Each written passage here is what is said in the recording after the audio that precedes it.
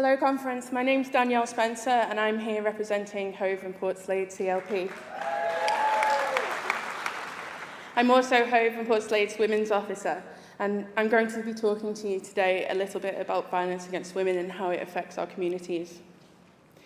Violence against women and girls should be a national security issue, and that needs to be reflected in our party policy.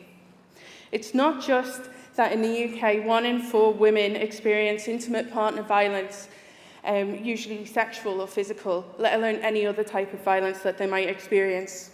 It's not just that in a recent survey, when asked what people fear most, men said being laughed at and women said being killed by their partners.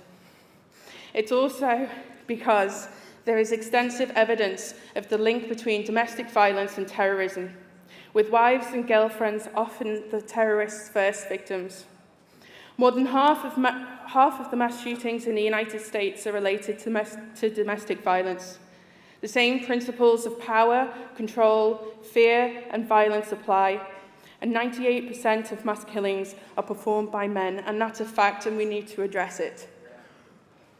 The root causes of both intimate terrorism and mass terrorism and killings are the same.